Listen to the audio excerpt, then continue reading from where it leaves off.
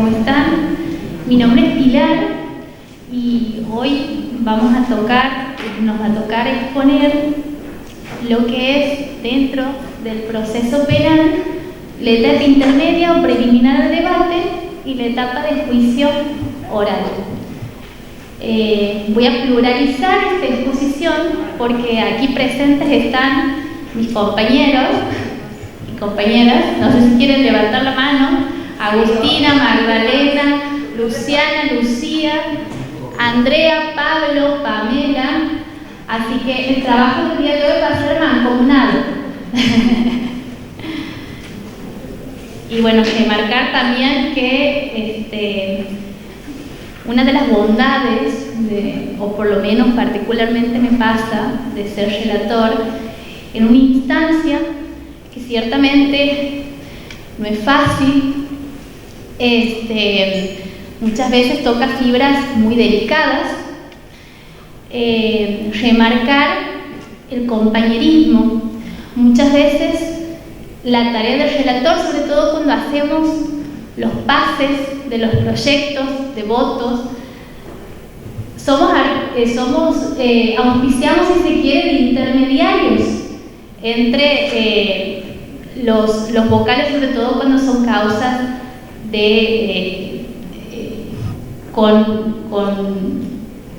con magistrados que es una causa colegiada, digamos, cuando interviene un tribunal. Y también hay que remarcar esto de que muchas veces cuando uno llega a la tarea de ser relator, tiene como un sentimiento insular de isla, y muchas veces hay muchos compañeros que son solidarios y comparten sus conocimientos, y yo debo de decir y destacar que ciertamente, además de que hay un vocal que te da pautas de trabajo, también es el compañero relator muchas veces el que ayuda. Pasame un modelito de tal, o has tenido un caso parecido. Así que eso por primera instancia, remarcar y agradecer que mi tarea como relator se ve facilitada por mis compañeros relatores. Así que les agradezco a ellos y bueno, espero estar a la altura de las circunstancias y reflejar el trabajo que se hace en esta instancia. Y bueno, y si por ahí me falta algo, están aquí mis compañeros para hacer aportes que, por lo menos en mi labor día a día, el aporte es bastante y muy preciado. Bueno, en orden de la exposición vamos a abordar las tramitaciones propias de la instancia de juicio oral, abordando aquellas tramitaciones que nosotros en esta instancia de juicio oral tenemos intervención en un extractado recorrido, tanto en la etapa intermedia como eventualmente en casos de ejecución de penas, que también nos toca hacer tramitaciones, y dentro de esas tramitaciones tratar de ir puntualizando cuáles son las herramientas, las estrategias o las tareas que nos son propias. Para empezar, para situarnos, ¿qué es lo que a nosotros nos ayuda? ¿O cuál es nuestro material de trabajo que, valga la redundancia, nos va a ayudar a situarnos? Y yo apuesto a que si van al tercer o segundo piso de tribunales sobre calle Chacabuco y ven las oficinas donde trabajamos, cada uno de nosotros relatores va a tener un compendio normativo que va a ser de consulta constante y va a ser nuestra herramienta de trabajo. Cabe destacar el Código Procesal Penal como marco normativo por autonomía, que nos va a ayudar en todas las tareas y las funciones que nosotros realicemos, el Código Penal, porque en esta instancia nosotros asistimos a la tarea, miren que sí será importante la tarea del juez, que es dictar una sentencia definitiva, que es la que resuelva el fondo de la cuestión traído para su estudio, para su conocimiento.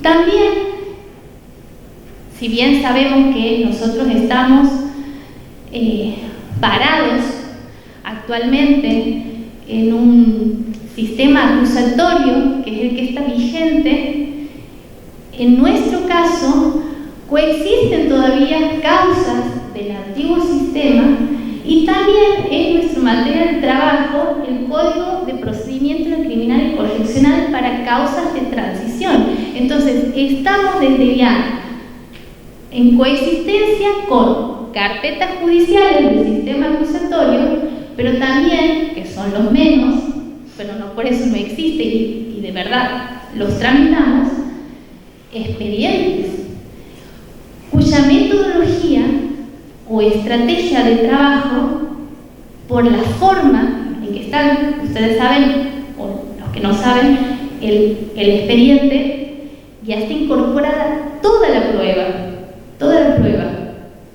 En cambio, en la carpeta judicial, la incorporación es después del debate.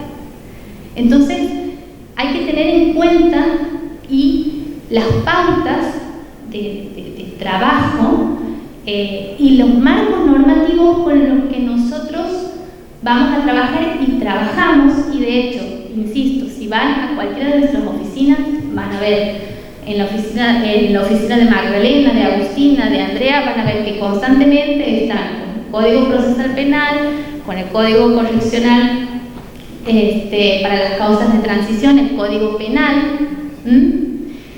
Actualmente también existe, porque arriban al proceso también personas que, siendo menores de edad, o sea, entre 16 y 18 años, han cometido un ilícito o se los imputa por la comisión de un ilícito. El procedimiento penal aplicable a los menores y la ley de minoridad es otro marco normativo con lo que nosotros trabajamos. Los acuerdos reglamentarios de cada circunscripción judicial, si bien las audiencias de juicio, el debate, se sustancian aquí, en estos tribunales, en las salas de audiencias, que algunos que no están naturalizados con lo que es el juicio, puede llegarse por curiosidad y verá que en el segundo y tercer piso, sobre calle Chacabuco, están llenas de salas de audiencia donde son ahí donde se sustancian los juicios orales de todas las causas que vienen de las distintas circunscripciones judiciales. Actualmente son 5 y cada una de esas circunscripciones judiciales tiene un marco normativo que regla su funcionamiento, que son estos acuerdos de reglamentaciones transitorias. Eventualmente, en el proceso penal puede también establecerse una causa civil. Muchas veces, si bien ya lo vamos a ver, hay partes esenciales en el proceso, como lo es el Ministerio Público Fiscal, que es quien acusa, el imputado con su defensa técnica, pero eventualmente puede aparecer un actor civil, un civilmente damnificado. Entonces, también una de nuestras herramientas de trabajo, por aplicación subsidiaria y sobre todo en el caso de las comunicaciones, ocupamos el Código Procesal Civil. Aquí, por ejemplo, la veo a Lucía. La otra vez estaba tramitando una causa que tenía un beneficio de litigar sin gasto, y ella me hacía caer en cuenta sobre las nuevas normativas en cuanto a las notificaciones del Código Procesal Civil. Entonces, es el marco normativo, las herramientas de trabajo con las que trabajamos, tenemos que tenerlas en cuenta y consultarlas constantemente. También se puede nombrar en las causas en los que interponen algún tipo de impugnación o recurso. A mí particularmente me ha sido de gran utilidad, por esto que nombraba ayer la doctora Cárdenas, porque el contexto en el que ha sido redactado el código actual vigente ha sido tomado de un código de Buenos Aires. Entonces, para entender ese contexto, y también se enuncian casos en los que es aplicable tal o cual recurso, me ha servido muchísimo el acuerdo plenario firmado, suscrito por los jueces de la Cámara en el año 2015 sobre el tratamiento de los recursos, porque como ayer hablaba la doctora Cárdenas, el recurso de apelación, el recurso de alzada y un recurso que nosotros lo atendemos y hacemos este examen de admisibilidad, que es el recurso de apelación extraordinaria, que muchas veces es muy confusa su redacción en el código, y estas normativas nos ayudan, y yo creo que es el marco de nuestro trabajo. Eso para empezar y para saber cómo situarnos y cuáles van a ser nuestras herramientas de trabajo y de consulta permanente. Bueno, nosotros abordamos por autonomacia la etapa de juicio oral. Trabajamos con jueces que conforman un pool de jueces. Actualmente son 12 jueces, y también trabajamos conjuntamente con la Oficina de Gestión de Audiencias, que tiene un director, un subdirector, que es la oficina que se encarga, como su nombre lo dice, de gestionar las audiencias de juicio o las audiencias que en virtud del sistema de oralidad que propulsa este código solicitan las partes o haya que resolver alguna cuestión. Y esta oficina es la que se encarga también de hacer por medio, y esto lo ha explicado el doctor ayer, por medio de un sistema informático, los sorteos de los jueces que van a intervenir dentro de ese pool de jueces, ¿sí? Y es esta oficina también que va a hacer,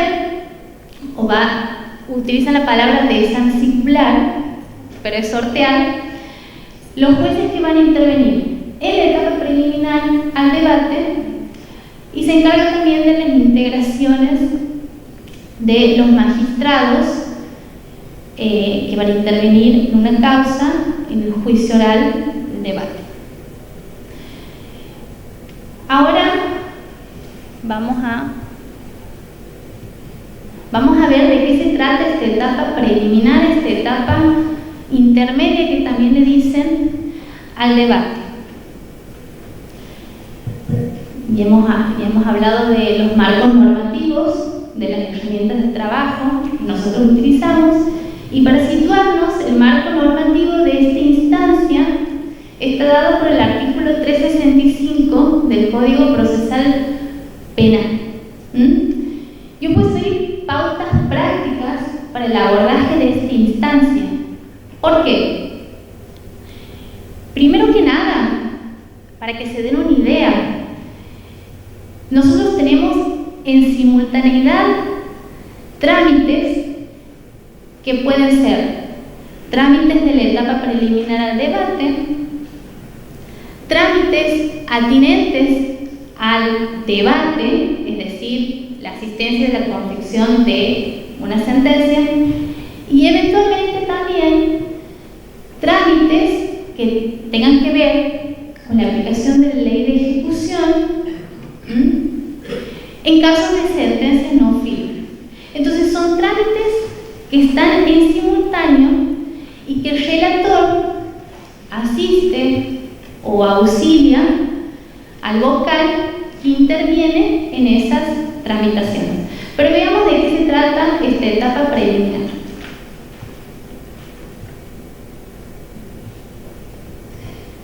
Cuando, concluida la investigación penal preparatoria, como ayer abordaba el doctor García, ya sea por decreto o por auto de elevación a juicio, la causa arriba al Tribunal de Juicio Oral, porque así se llama el órgano, Tribunal de Juicio Oral, aunque a veces intervenga un juez en su jurisdicción unipersonal, que es en este caso,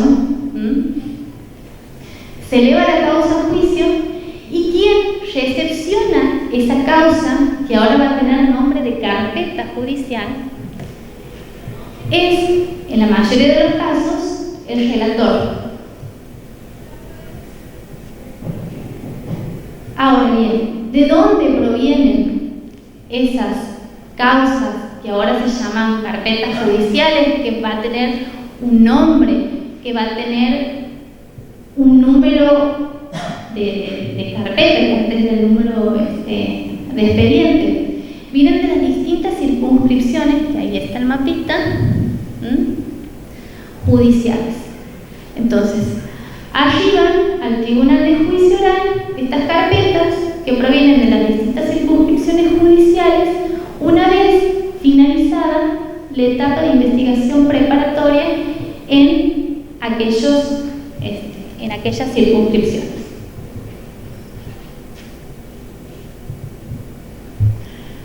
¿Para qué? ¿Qué es lo que prescribe o cuál es la finalidad de esta etapa? En esta etapa, cabe aclarar, y por el principio de no contaminación y por el principio por la calidad de imparcialidad que tiene que tener el juez, la jurisdicción aquí va a ser unipersonal. Pero el vocal que intervenga en la etapa preliminar de una causa no va a intervenir luego en el debate de esa causa. Y aquí el método o las estrategias que nosotros como relatores utilizamos es muy distinta a las estrategias que nosotros utilizamos para la asistencia de una confección o de un pronunciamiento que resuelve el fondo de la cuestión, es decir, una sentencia. Aquí el grado conviccional que se maneja es indiciario. ¿Por qué? Porque todavía pesa sobre ese imputado que no ha llevado a juicio, que está en la etapa preliminar a ser juzgado, el principio de inocencia. Entonces esto tenemos que tener muy en cuenta en la confección de los pronunciamientos que se vayan a hacer en esta etapa. ¿Por qué? Porque todavía se tiene que hablar de la persona que se le reprocha la comisión de un hecho en una expresión potencial, ¿sí? Justamente por esto que el grado conviccional en esta etapa es indiciaria, distinta a la etapa de juicio que deriva en una sentencia, donde el grado conviccional ya va a ser el de una certeza. Bien. ¿Cómo se abre esta instancia preliminar y para qué? El Código, en su artículo 365, dice: recibida la causa e integrado el tribunal, en este caso se sortea un solo juez, comienza la etapa de juicio. Y el vocal va a citar a las partes para que en el término de 10 días haga los siguientes planteos. Pida una audiencia para emitir los siguientes planteos, que pueden versarse en: ofrecer una prueba, plantear una nulidad, plantear una excepción, pedir la unión o separación de juicios en los casos en donde por un mismo hecho hay distintas personas y se les ha instruido distintos legados, entonces pueden pedir la unificación de los juicios, o casos, dice el código, diligencias a realizar en caso de que sea necesaria una instrucción suplementaria. Por ejemplo, a nosotros nos pasa a veces que vienen imputados menores de 18 que están imputados por la comisión de un delito. El juez de control dispone que se le haga un tratamiento tutelar, llega a juicio, vemos que está la disposición del tratamiento tutelar, pero que no se han recabado los informes. Entonces, esta puede ser una etapa para subsanar estas tramitaciones. El juez le da un plazo para que se efectúen los informes y vaya encauzado ya a la instancia de juicio. ¿Cómo se abre esta instancia? ¿Cómo se abre esta instancia? Que es una citación, estar en juicio, y una oportunidad para que se les avise, se les notifique a las partes que la causa ya se ha radicado en el tribunal de juicio oral, que en esta etapa va a intervenir en su jurisdicción unipersonal tal o cual vocal, que tienen esta oportunidad para que en el plazo de 10 días efectúen los planteos que acabo de nombrar, que si quieren pueden solicitar esta audiencia para tratar esos planteos, y que también están a disposición los actuados por si quieren concursar.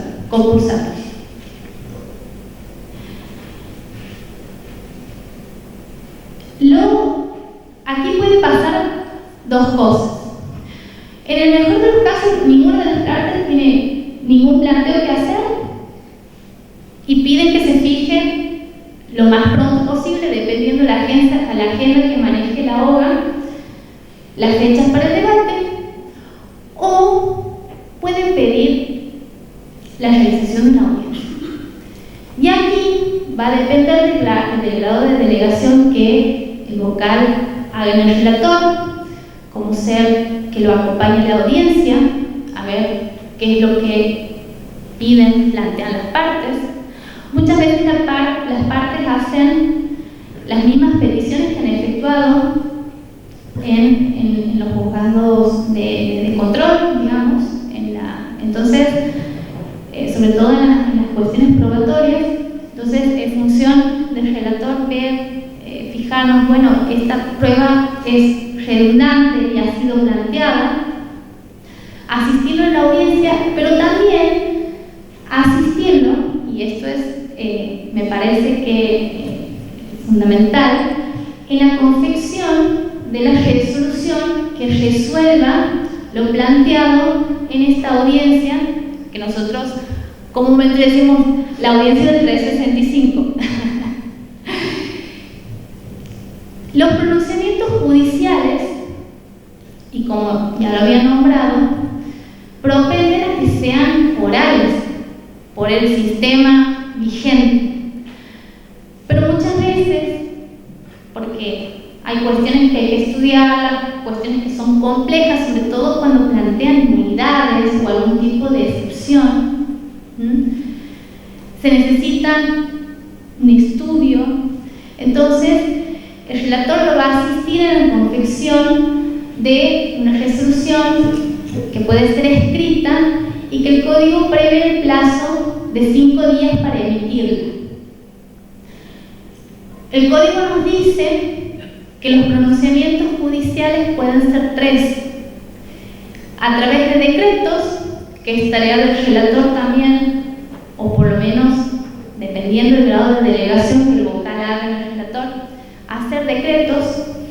Muchas veces, cuando nos vienen las carpetas, tramitaciones o decretos de mero trámite o para notificar, la hacemos nosotros.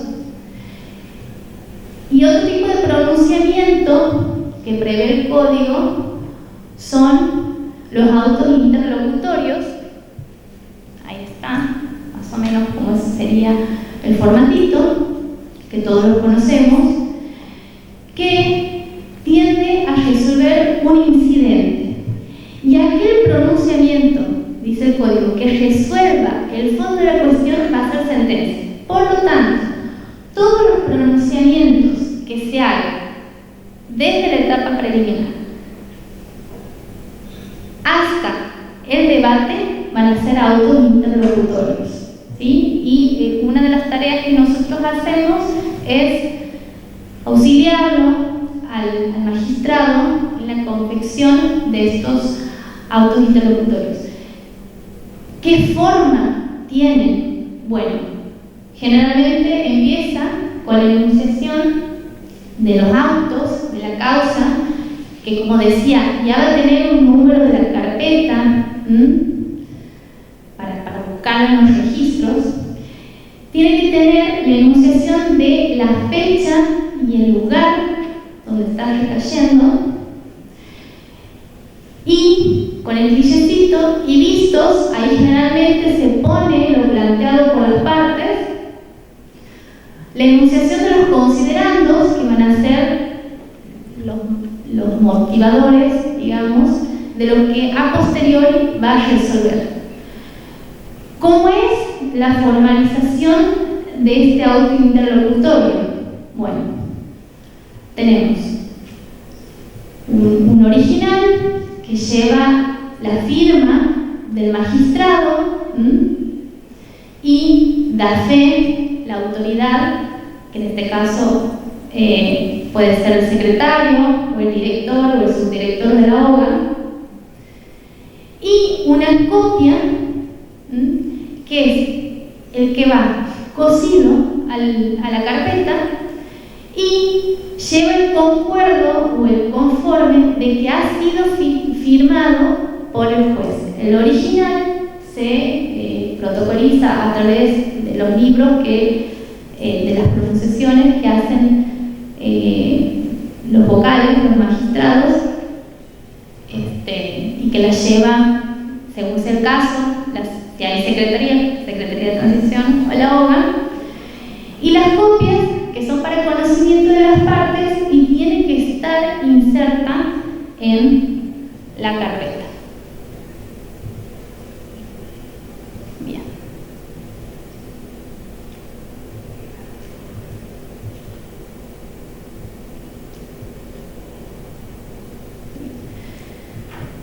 Una de las estrategias que tenemos nosotros los relatores cuando recibimos una causa en la etapa preliminar es identificar actos procesales relevantes, como por ejemplo la requisitoria fiscal, que es algo puesto, que es el marco acusatorio, identificación de las partes.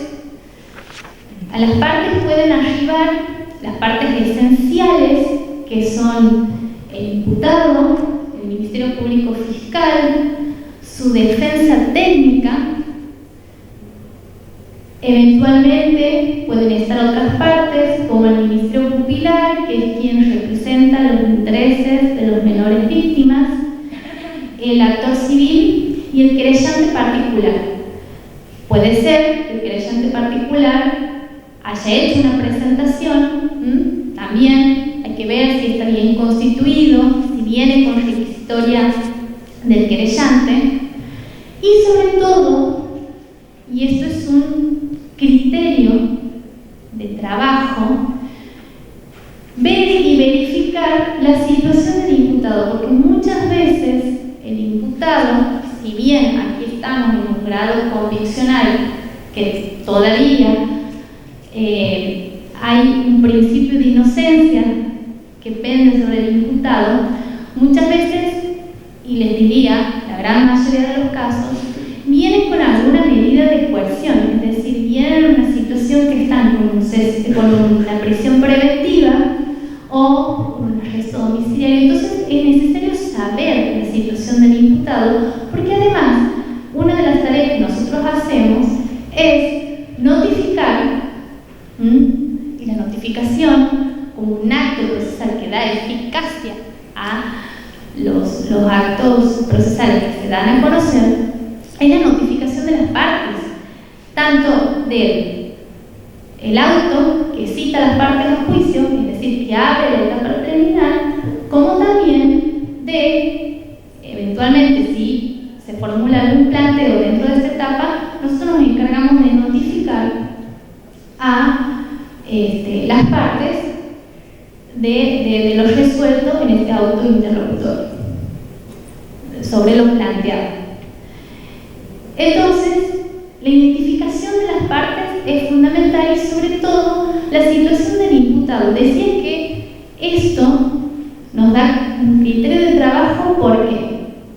Porque nosotros podemos decir, bueno, arriba en las carpetas judiciales, un criterio de trabajo es dar trámite o dar prioridad a aquellas que llegan primero por sobre las que llegan posteriormente. Pero otro criterio de trabajo es, bueno, vamos a dar prioridad en la tramitación porque recuerden, son trámites simultáneos, nosotros estamos atendiendo intermedias, auxiliando al vocal en las audiencias de juicio y además viendo cuestiones de ejecución. Entonces, es fundamental armarse de planes o estrategias de trabajo. Y una de ellas también es verificar la situación del imputado, si está con una medida de coerción, cuál es, ver si tiene un acta de detención, cuánto tiempo el imputado lleva detenido. Probablemente, y una de las cuestiones que también atendemos son los pedidos de cese y prórroga de prisión preventiva, porque imagínense que cerrada la etapa intermedia, hasta que fijen la fecha del debate, el imputado está privado de su libertad ambulatoria, pero le suceden cosas. Puede agotarse la prisión preventiva oportunamente dispuesta en el IPP, puede requerir un examen médico, puede entrar en una huelga de hambre, puede querer ir a inscribir o reconocer a un hijo en el registro civil. Son todas tramitaciones que nosotros asistimos al vocal. Otras cuestiones que también tramitamos, que pueden ser solicitadas en cualquier parte del proceso, son los sobreseimientos cuando media una causa extintiva de la acción penal o cuando sobreviene una causa de inimputabilidad. Entonces son todas tramitaciones que, si bien ustedes dirán, bueno, estamos en instancia de juicio, no tienen que ver propiamente dicha con instancia de juicio, pero las atendemos y las tramitamos. Eso que ven ahí es un modelito y son los datos que nos propicia la carpeta judicial. Nosotros conocemos la causa a través de las carpetas judiciales conformadas, que puede precisar el número de cuerpo de los actuados, si viene con preso, qué número de carpeta va a tener para su registro, la circunscripción de donde proviene, el nombre del imputado, y aquí hay que hacer una verificación también sobre los datos del imputado, porque en la carpeta judicial es necesario y el código exige que estén los registros y los antecedentes de los que vienen imputados en una causa, las huellas dactilares también. Entonces, si el nombre del imputado coincide con el nombre que está caratulado en la carpeta, muchas veces puede pasar, errar humano y tiene que ver con la falibilidad humana, que hay que pedir la recaraculación porque no están bien precisados los datos o hay un equívoco con los datos. Después tenemos el delito que se imputa y el orden del tribunal que recién va a ser prefijado cuando la causa pase al debate.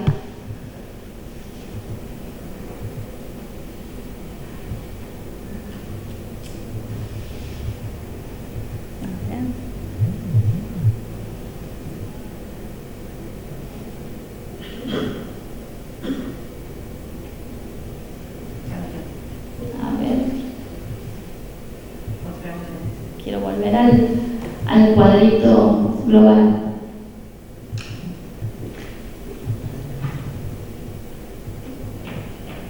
Ahí está.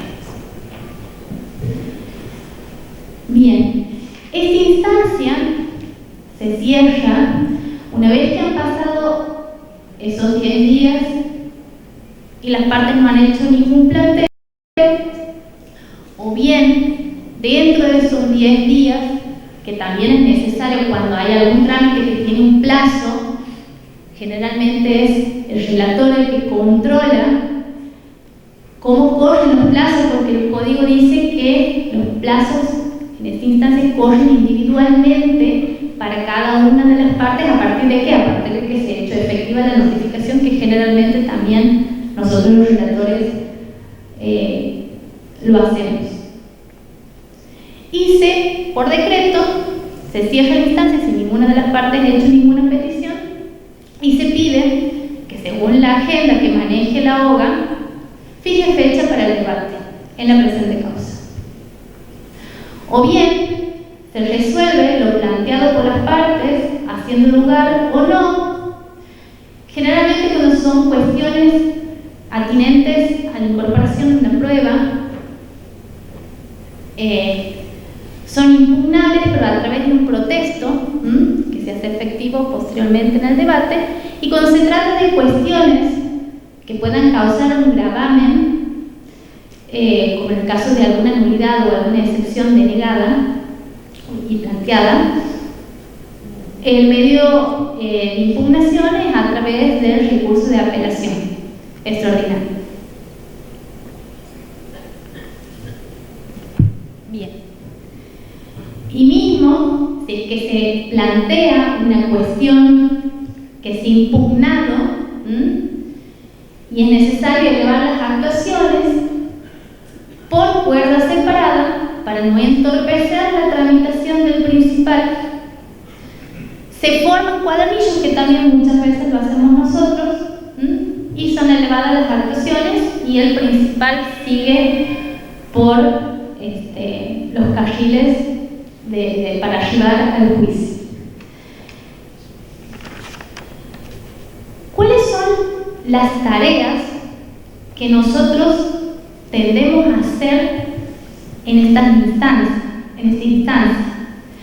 Porque ustedes fíjense, bueno, me dirán, bueno, la instancia preliminar del debate son 10 días, se cierra, pero como antes había dicho, hasta que esa causa en la que el juez en su jurisdicción unipersonal ha atendido en la etapa intermedia fije la fecha para el debate, pasan un montón de cosas.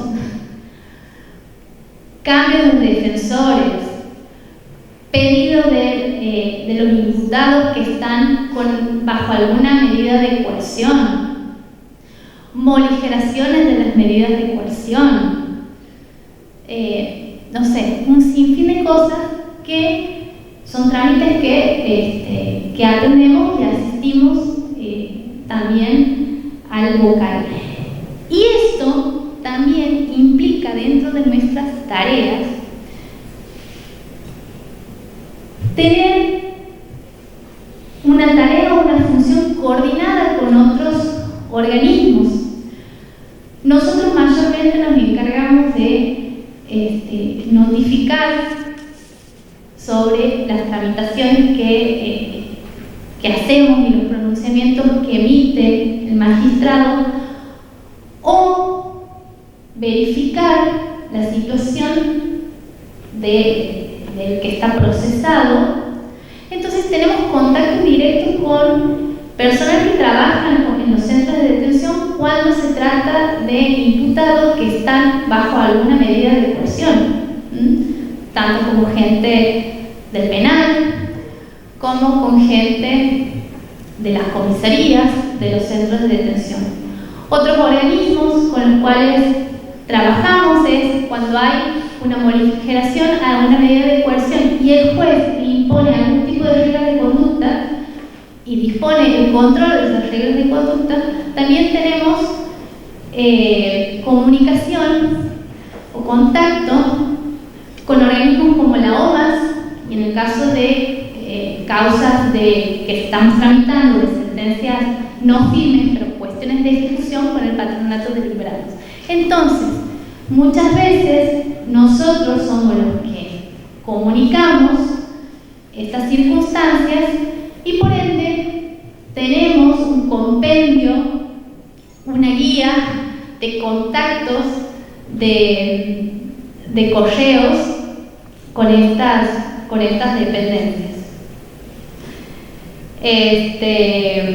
Bueno, también puedo nombrar, ver la eficacia que tienen las notificaciones, ¿sí? Sobre todo para ver cómo este tema de los plazos, ¿sí? Ayer el doctor García hablaba que si bien hoy en día el sistema propende a la agilidad y a que uno pueda usar TICs o dispositivos informáticos para efectuar las comunicaciones, también es debido que esa notificación sea eficaz y quede efectivamente constatada.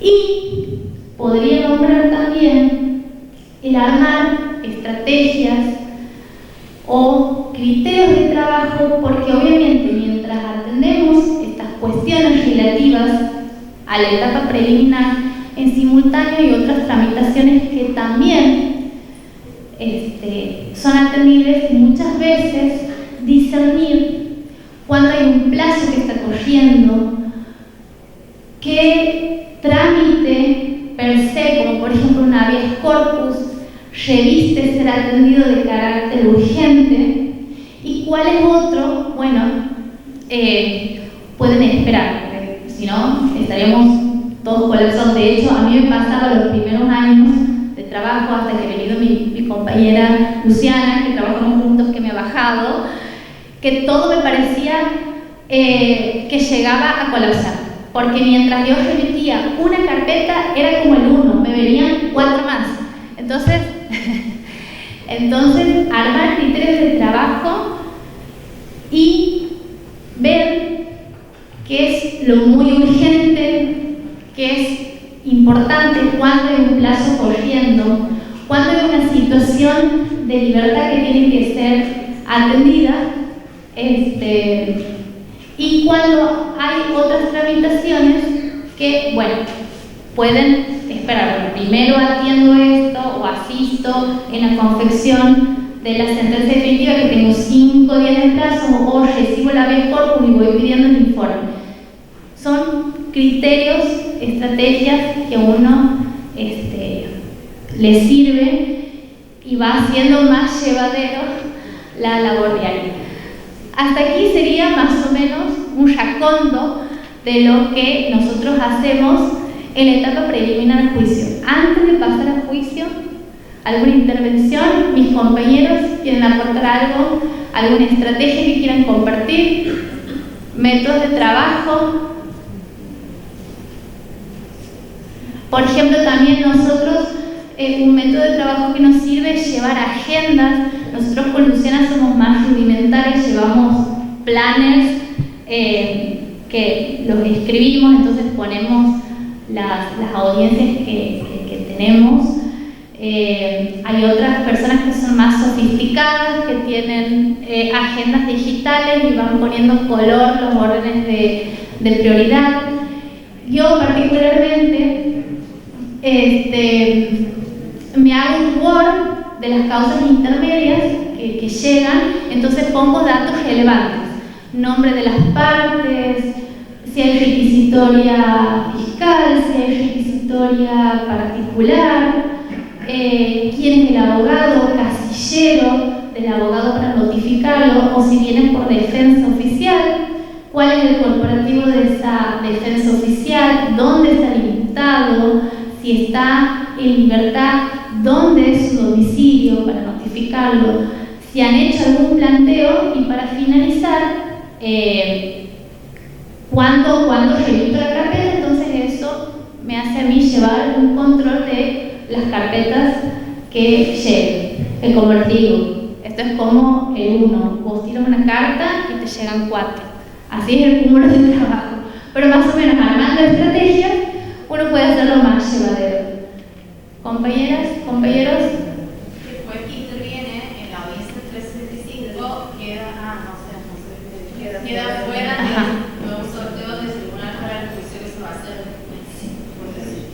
Sí, bueno, eso también atiende al control que nosotros tenemos que hacer de competencia del magistrado, porque muchas veces, sin perjuicio de que las OGAs tienen un sistema en donde, bueno, si intervenido tal o cual magistrado o vocal, bueno, veamos la manera de ya no sortearlo en tramitaciones posteriores.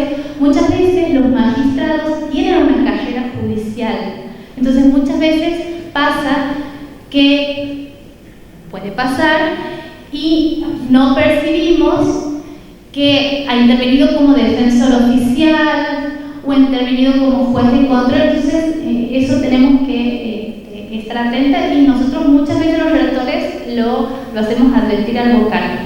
Generalmente las carpetas, para terminar, las carpetas que llegan a la etapa preliminar, el manejo, el estudio, la puntualización de las partes, los tiempos, lo hace el relator. No sé si mis compañeros es el caso, todos. Bueno, sí, entonces. Quisiera comentarle que, por ejemplo, tratamos desde la oficina de darle los mayores datos actualizados. Sí. Muchas veces en el proceso, desde la requisitoria, han ido sucediéndose que se han presentado renuncias de distintos defensores, o se han depuesto otros, entonces tratar de acompañar el acta. Exacto. Nosotros los queremos mucho, los del IPP, cuando en el decreto de cierre nos ponen una síntesis. Sí, dice Magdalena, los queremos mucho cuando dice defensor del imputado, el imputado está en libertad, o sea, hacen una síntesis y que eso nos facilita un montón el trabajo. No, porque por ejemplo puede haber obtenido la libertad en la última audiencia, sin embargo hay una requisitoria con un acta de detención y decirle que la libertad, con un acta de libertad, pero usted cuenta desde cuándo, está alojado, dónde, sí. Usted puede tener, inclusive hasta el último, ha tenido situaciones que en el último momento de la última audiencia la presencia de un nuevo defensor, pero usted tenga el dato. Sí, sí, y los queremos mucho cuando hacen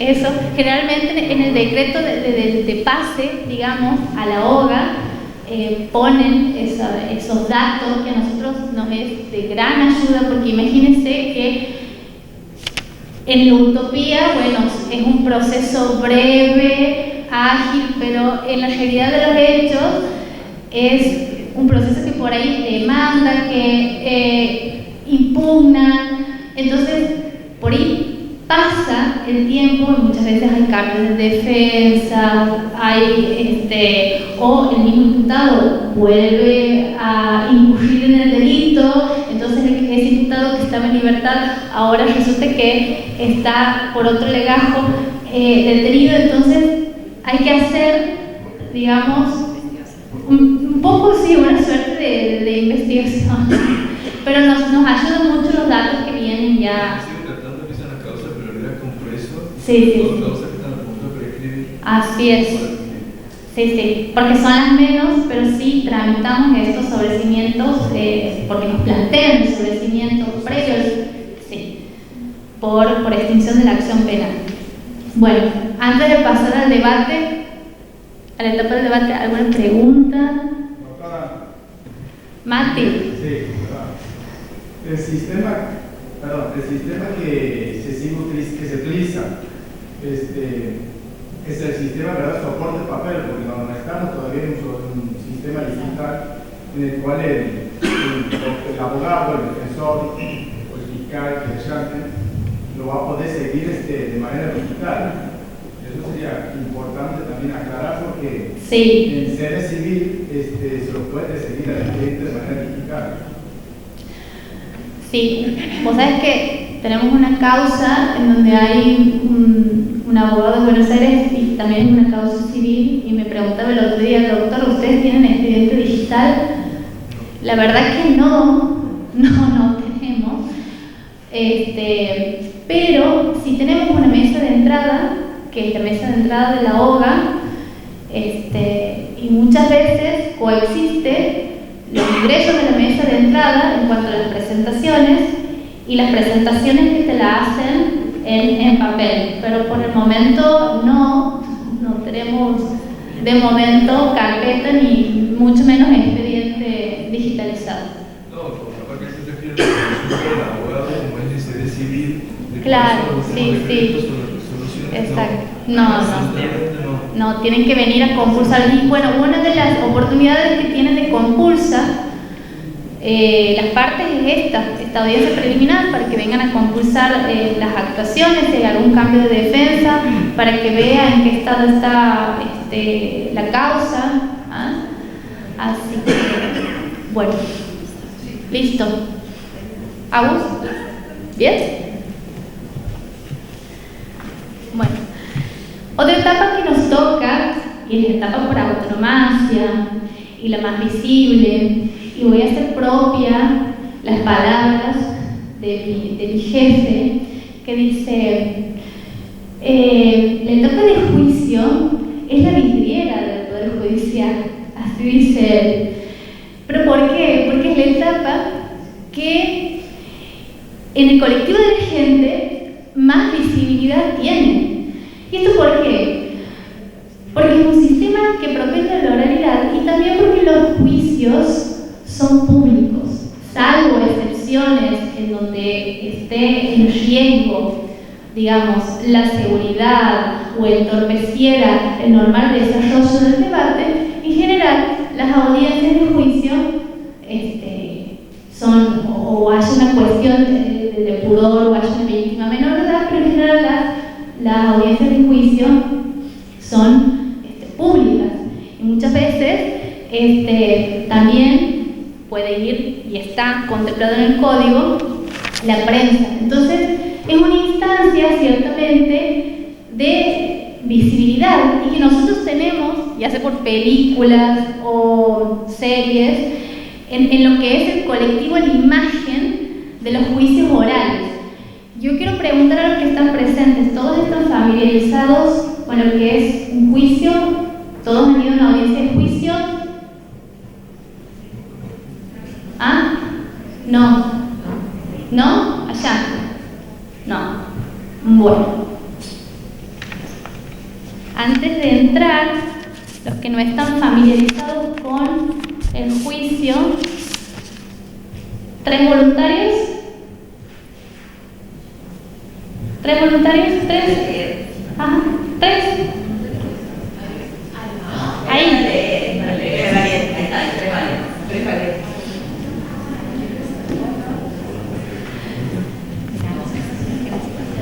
Si bien el juicio es oral, la instancia de debate es oral, no por eso deja de tener cierta formalidad. Nosotros vamos a tener ciertas pautas establecidas, y ahora vamos a hacer un simulacro de una primera audiencia de juicio. ¿Cómo es la toma de juramentos? ¿Cómo es?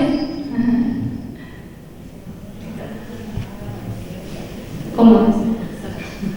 Luciana, vamos a hacer la jueza.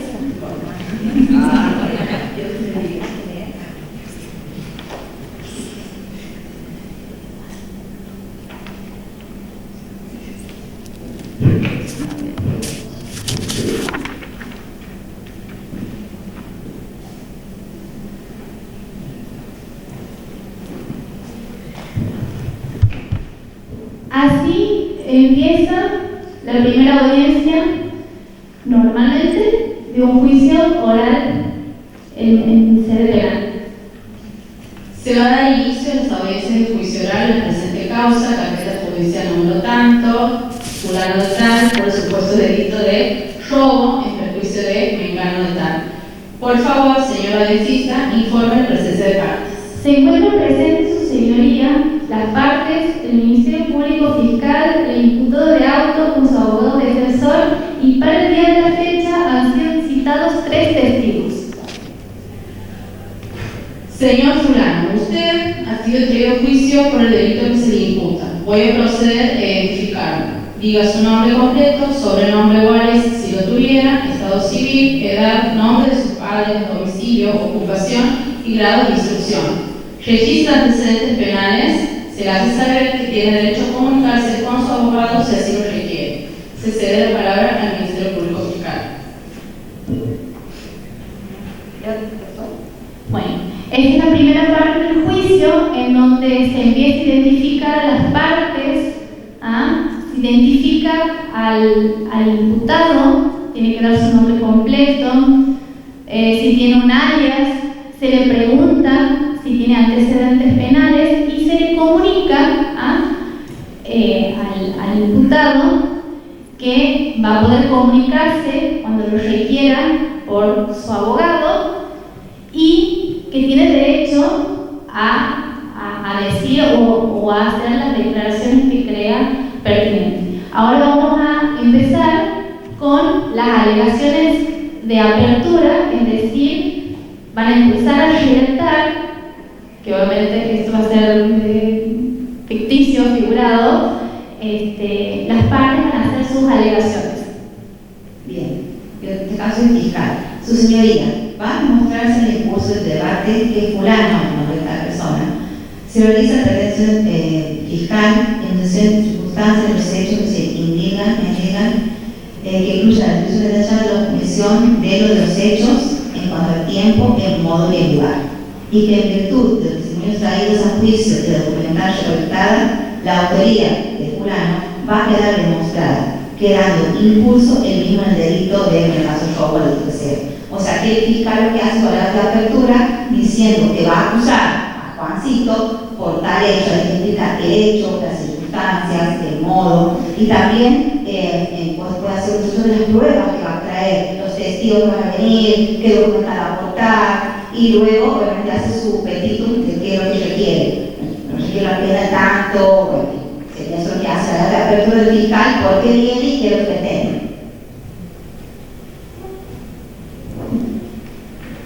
Su señoría, esta defensa se le encarga de rebatir la teoría del caso presentado por la Fiscalía y va a demostrar a lo largo del debate que la participación en los hechos reprochados a mi defendido no ha podido ser acreditada. Muy bien, así terminan las alegaciones de apertura y se pasa a la instancia o la fase en donde se van a producir las pruebas, que generalmente van a ser pruebas testimoniales de testigos o peritos que han tomado conocimiento del hecho. Eventualmente puede darse que una de las partes requiera un careo o una inspección ocular o una reconstrucción del hecho, pero generalmente son declaraciones de testigos en las cuales, si bien como decía, es eminentemente oral, no deja de ser formal y hay tomas de juramento. Ahora Luciana va a leer cómo se toma juramento un testigo. Escuchadas las partes, vamos a pasar a recepcionar la declaración de los testigos, al cual se le va a tomar el siguiente juramento. Usted ha sido citado como testigo en la presente causa. Está obligado a decir la verdad de todo cuanto sepa y se le pregunte acerca de los hechos mezclados en la presente causa. En caso de no hacerlo, podría incurrir en el delito de falso testimonio. Así, jura por su honor, sus creencias religiosas, decir la verdad de todo lo que sepa y se le pregunte, diga su nombre completo, edad, estado civil, profesión. Conoce al imputado, conoce a la víctima, le comprende las generalidades de la ley. Bueno, un aplauso para los chicos.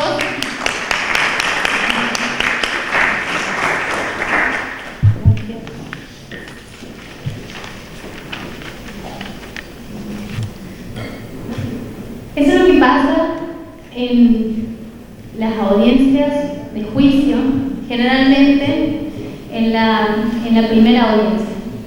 Pero veamos cómo se integra el tribunal. El tribunal que conozca una causa que llega a juicio, la conoce ahí, en la audiencia, por ese principio de no contaminación, por ese principio que tiene que guardar imparcialidad, y es por eso que se responde a que no es el mismo juez que ha intervenido, no puede ser el mismo juez que ha intervenido en la etapa intermedia. El tribunal puede estar constituido por un solo juez en su jurisdicción unipersonal en aquellos delitos que la pena en expectativa no exceda los 15 años, y va a ser un tribunal colegiado por 3, en donde va a haber un presidente y lo va a integrar otros 2 vocales en aquella causa, obviamente, que la pena en expectativa sea mayor a 15 años, cuando haya intervenido o esté implicado un funcionario público y se le impute la comisión de un hecho en ocasión a sus funciones, o cuando, en oportunidad, hacer la oposición a la requisitoria fiscal, la defensa requiera que el juzgamiento de tal o cual causa sea a través del tribunal. Generalmente las causas vienen sorteadas por la OGA, la designación de los vocales, y en donde el relator, aquí vemos, a través de la notificación del tribunal, generalmente nos notifican a nosotros y va a llevar una agenda de las audiencias de juicio que tenga el vocal al cual uno asiste.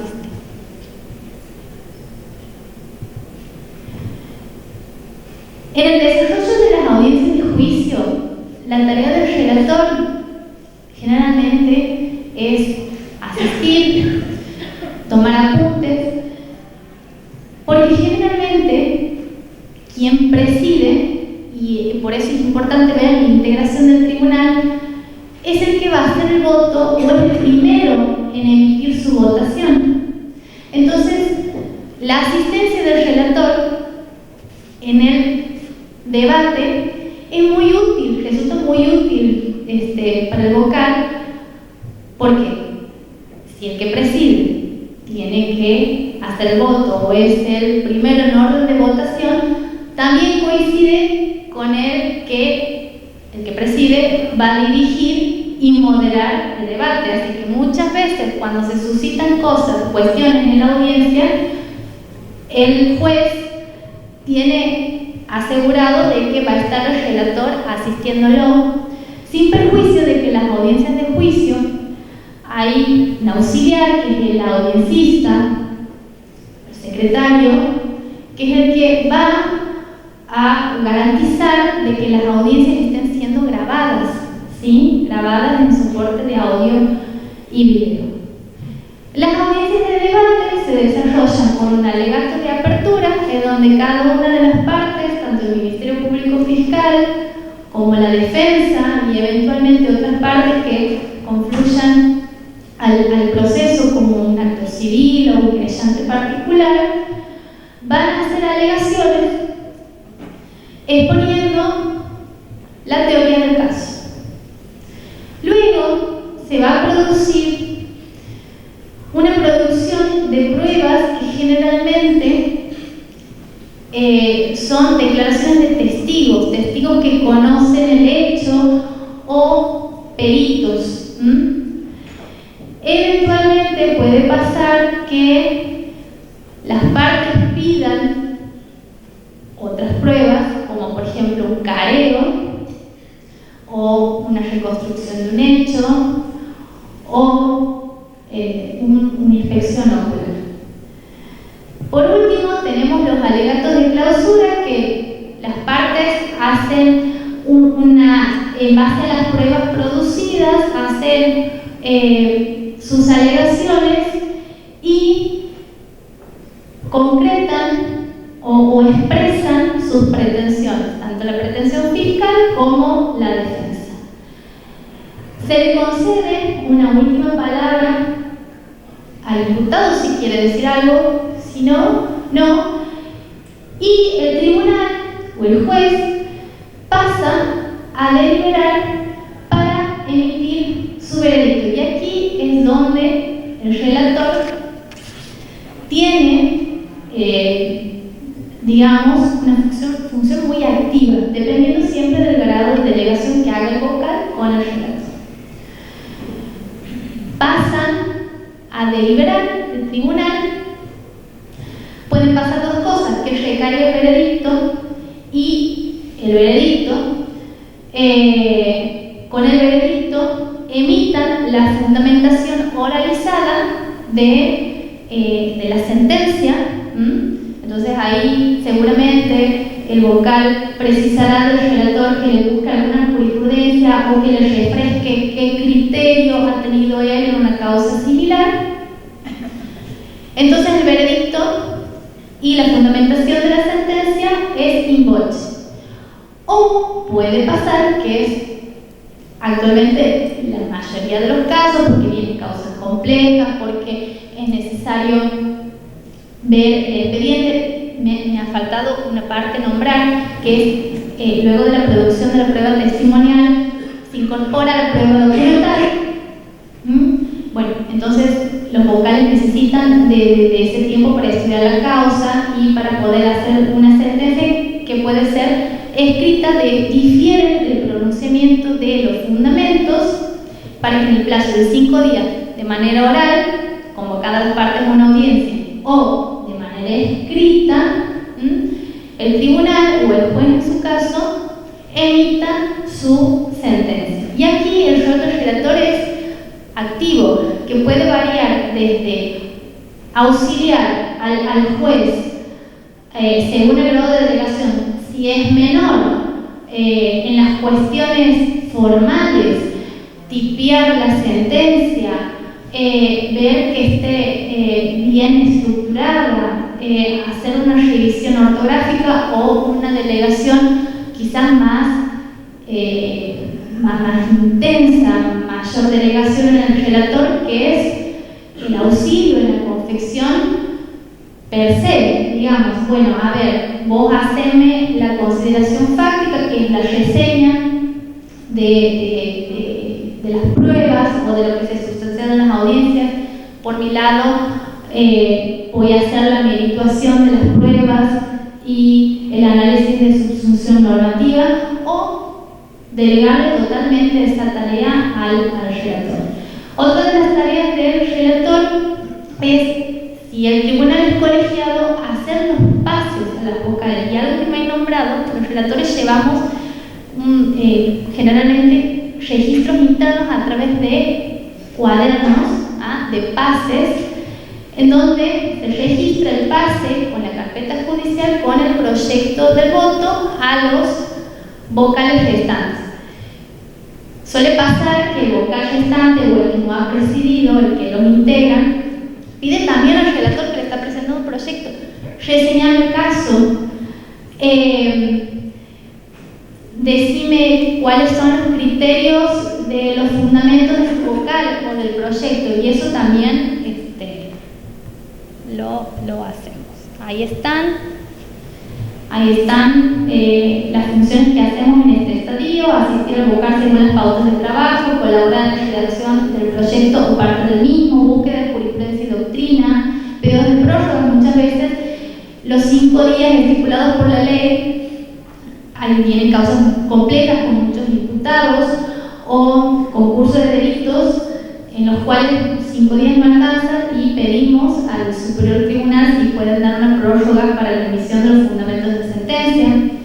Verificar la adecuación del formato de impresión, verificar las firmas, hacer los pasos. Aquí. Esta es más o menos la estructuración de una sentencia, una parte descriptiva en donde se describe el lugar y fecha, el objeto, la precisa enunciación del imputado, la causa que se le sigue, los demás intervinientes, la motivación, la ley, el Código Procesal Penal estipula que hay 3 cuestiones a resolver y tienen que estar sí o sí plasmadas en la sentencia, que es que ha existido el hecho, y si el hecho, si ha existido o no, es de la autoría de quien viene imputado a juicio. Una segunda cuestión, que es el análisis de subsunción normativa, qué calificación legal le corresponde, y una tercera cuestión, qué pena debe aplicarse. Y la parte dispositiva, que es la decisión en concreta, que no solamente se constriñe a la aplicación de la pena, sino la modalidad de la pena, si va a ser pena efectiva, si va a ser pena en suspenso, si se lo va a declarar reincidente, cuál va a ser la disposición de los bienes que estaban secuestrados, cómo va a ser la imposición de las costas. Una decisión concreta y bien especificada, porque es la parte dispositiva, que es la parte que se va a dar a conocer y se va a emitir las comunicaciones a los organismos pertinentes. Y por último, porque ya estamos con el tiempo justo, a esta sentencia que resuelve el fondo de la cuestión también nos atañe hacer el análisis de admisibilidad de los recursos o las vías impugnativas que nos puedan interponer. A través del recurso de alzada, que tenemos que hacer una verificación de admisibilidad si está interpuesta en tiempo y forma y con las prescripciones legales para hacerlo. Bueno, yo creo que ya con esto finalizamos, y así chiquitito también en los casos en los que se interpuesta una vía recursiva y hay sentencias que no quedan firmes, que no están firmes, atendemos trámites que nos presentan de ejecución, trámites que se aplica la ley 24.660 y sus modificaciones, y más que nada lo prescrito por el artículo 192, que son las excarcelaciones en los términos de la libertad condicional. Eso también lo tramitamos y asistimos al local con esas tramitaciones. Bueno, espero que les haya sido amena. Gracias por estar.